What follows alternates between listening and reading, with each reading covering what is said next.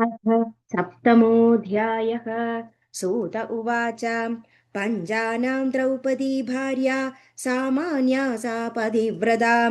पञ्चपुत्रास्तु तस्याः स्युर्भर्तृभ्योऽतीव सुन्दराः। अर्जुनस्य तथा भार्या कृष्णस्य भगिनी शुभा। सुभद्राया कृता पूर्वं जिष्णुना हरिसम्मते। तस्यां जातो महावीरो निहतोऽसौ रणाजिरे। अभिमन्युर्हतस्तत्र द्रौपद्याश्च सुधा किल। अभिमन्योर्वरा भार्या वैराडी चादिसुन्दरी। कुलान्दे सुषुवे पुत्रं मृदो बाणाग्निना शुशुः। जीवितः स तु कृष्णेन भागिनेयः सुतः स्वयं। द्रौणिबाणाग्निर्दग्ध प्रदापेनाद्भुतेन च। परीक्षिणेषु वंशेषु जातो यस्माद्वरः सुतः।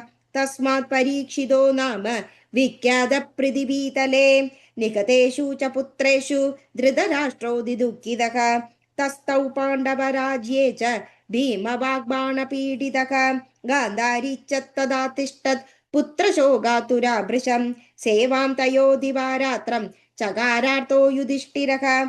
विदुरोऽप्यद्य धर्मात्मा प्रज्ञानेत्रम् अबोधयत्। युधिष्ठिरस्यानुमते भाद्रर्पार्श्वं व्यधिरष्टदा। धर्मपुत्रोऽपि धर्मात्मा चकार सेवनं पितुः। पुत्रशोकोद्भवं दुःखं तस्य विस्मारयन्निव। यदा शृणोति विद्योत्सौ तदा भीमोतिरोषितः। वाग्बाणेनाहनत्तन्तु श्रावयन् संस्थिताञ्जनान्। मया पुत्रा कदा सर्वे दुष्टस्यान्दस्य ते रणे। दुशोसनस्य रुधिरं पीदं हृद्यं तदा भृशं। भुनक्ति पिण्डमण्डोऽयं मया दत्तं गदत्रपः। द्वांशबद्ध्वा शवच्चापि वृथा जीवत्यसौ जनः। एवं विधानि रुक्षाणि श्रावयत्यनुवासरम्। आश्वासयति धर्मात्मा मूर्खोऽयम् इति च ब्रुवन्। अष्टादशैव वर्षाणि स्थित्वा तत्रैव दुःखितः। धृतराष्ट्रो वने यानं प्रार्थयामास धर्मजम्। अयाचत धर्मपुत्रं धृतराष्ट्रो महीपतिः। पुत्रेभ्योऽहं ददाम्यद्य निवाहं विधिपूर्वकं। वृकोदरेण सर्वेषां कृतमौतर्द्वदैहिकं।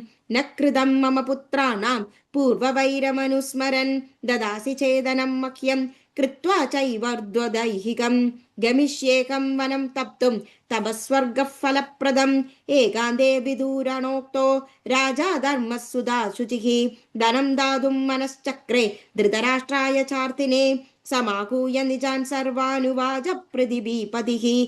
धनं दास्ये महाभागाः पित्रे निर्वापकामिने।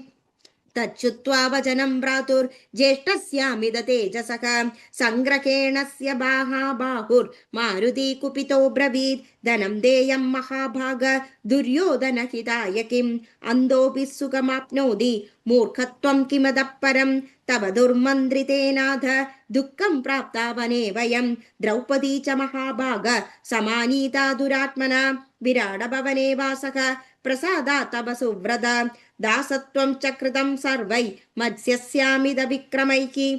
देविता त्वं न चेद्येष्टः प्रभवेत् संशयः कथम्। सूपकारो विराडस्य हत्वा भुवं तुमागधम्।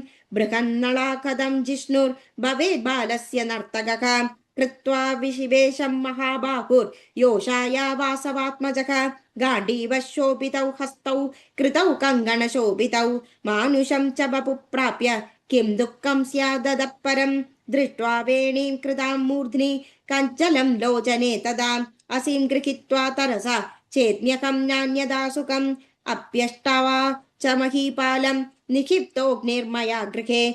दग्धुकामश्च पापात्मा निर्दग्धोऽसौ पुरोजनः। कीचका निकता सर्वे त्वामपृष्ट्वा जनाधिप। न तदा निकता सर्वे सभार्या धृतराष्ट्रजाः। मूर्खत्वं तव राजेन्द्र गन्धर्वेभ्यश्च मोचिताः। दुर्योधनादयः कामं शत्रवो निगडीकृताः। दुर्योधनहितायाद्य धनं दातुं त्वमिच्छसि। नाहं ददे महीपाल सर्वदा प्रेरितस्त्वया। इत्युक्त्वा निर्गते भीमे त्रिभिः परिवृतो नृपः। ददौ वित्तं सुबहुलं धृतराष्ट्राय धर्मजः। कारयामास विधिवत् पुत्राणां चार्द्वदैहिकं ददौ दानानि विप्रेभ्यो धृतराष्ट्राम्बिकासुतः कृत्वार्थौ दहितौकं सर्वं गान्धारी सहितो नृपः प्रविवेश वनं तूर्णं कुन्द्या च विदुरेणे च सञ्जयेन परिज्ञातो निर्गतोऽसौ महामतिः पुत्रैर्निवार्यमाणोऽपि शूरसेनः सुता गदा विलपन् भीमसेनोऽपि तदान्ये चापि कौरवाः गङ्गातीरात् परावृत्य ययुः सर्वे जगाह्वयम् ते गत्वा जाह्नवीतीरे शतयूपाश्रमं शुभं कृत्वा तृणैकुडीं तत्र तपस्ते भूसमाहिताः यदान्यब्दानि षट्तेषां यदा याता हि तापसाः युधिष्ठिरस्तु विरहादन् अनुजादीमब्रवीत् स्वप्ने दृष्ट्या मया कुन्दी दुर्बला वनसंस्थिता मनो मे जायते द्रष्टुं मातरं पितरौ तदा विदुरं च महात्मानं सञ्जयं च महामतिं रोचते यदि वः सर्वान् वज्रामप इति मे मतिः तदस्ते भ्रातरः सर्वे सुभद्रा द्रौपदी तदा वैराडी च महाभागा तदा नागरीको जनक प्राप्ता सर्वजनैः सार्धं पाण्डवा दर्शनोत्सुकाः शतयूपाश्रमं प्राप्य ददृश्यु सर्व एव ते विदुरो न यदा दृष्टो धर्मस्तं पुष्टवांस्तदा क्वासदे सविदुरे धीमांस्तभुमका चाम्बिका सुतः विरक्तश्चरदे क्षत्ता निरीहो निष्परिग्रहः कुतोऽप्येकान्तसंवासी ध्यायतेन्दः सनातनं गङ्गां गच्छन् द्वितीयेनि वने राजा युधिष्ठिरः ददर्श विदुरं श्यामं तपसा शंसितव्रतं दृष्टो वाचमहीपालो वन्देकं त्वां युधिष्ठिरः तस्थौ श्रुत्वा च विदुरः स्थाणुभूत इवानकः क्षणेन विदुरस्यासिन्निः श्रुतं तेज अद्भुतं लीनं युधिष्ठिरास्यास्ये धर्माशत्वात् परस्परं क्षत्ता जगौ तदा प्राणान् शुशोचादि युधिष्ठिरः दाहातं तस्य देहस्य कृतवानुद्यमं नृपः शृण्वतस्तु तदा राज्ञो वागुवाचा शरीरिणी विरक्तोऽयं न दाहार्हो यदेष्टं गच्छ भूपते श्रुत्वा ते बादरः सर्वे सस्नुर्गङ्गजले मले गत्वा निवेदयामासुर्धृतराष्ट्राय विस्तरात् स्थिता तत्र श्रामे सर्वे पाण्डवा नागरैः सह तत्र सत्यवती सूनुर्नारदश्च समागतः मुनयोऽन्ये महात्मान चगागदा धर्मनन्दनं कुन्दी प्राकत्तदा व्यासं संस्थितं शुभदर्शनं कृष्णकर्णस्तु पुत्रो मे जाता मात्रस्तु वीक्षतः मनो मे तप्यदेत्यर्थं दर्शयस्तत्तपोदन गान्धार्यवाचा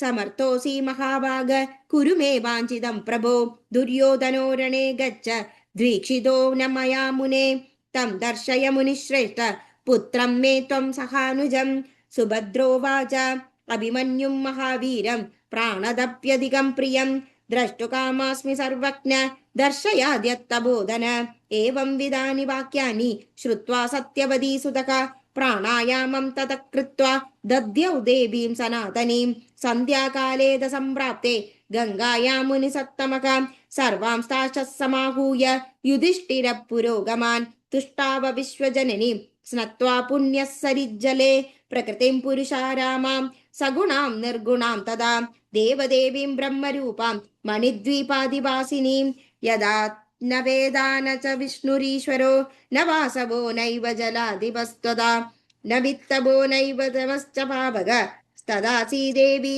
त्वमहं नमामि तां जलं न वायुर्न दरात् न चाम्बरं गुणा न तेषां च न चेन्द्रियाण्यहं मनो न बुद्धिर्न च दिक्मनुक्षरी तदासि देवी त्वमहं नमामि ताम् इमं जीवलोकं समाधाय चित्ते गुणैर्लिङ्गकोशं च नीत्वा समाधौ स्थिता कल्पकालं न्ययस्यात्मतन्द्रा न कोप्स्यति वेता विवेकं गतोऽपि प्रार्थयत्येष मां लोको मृदानां दर्शनं पुनः नाहं क्षमोऽस्मि मातस्त्वं दर्शयाशु जनान् मृतान् सूत उवाच एवं स्तुता तदा देवी माया श्रीभुवनेश्वरी स्वर्गादाहूय सर्वान् वै दर्शयामास पार्थिवान् दृष्ट्वा कुन्दी च गान्धारी सुभद्रा च विराडजा पाण्डवा मुमुदुः सर्वे वीक्ष्य प्रत्यागतान् स्वकान् पुनर्विसर्जितास्तेन व्यासेनामिद तेजसा स्मृत्वा देवीं महामाया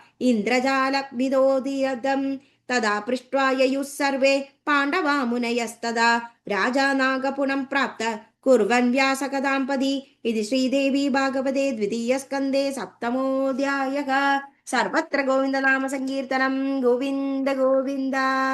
थैंक यू.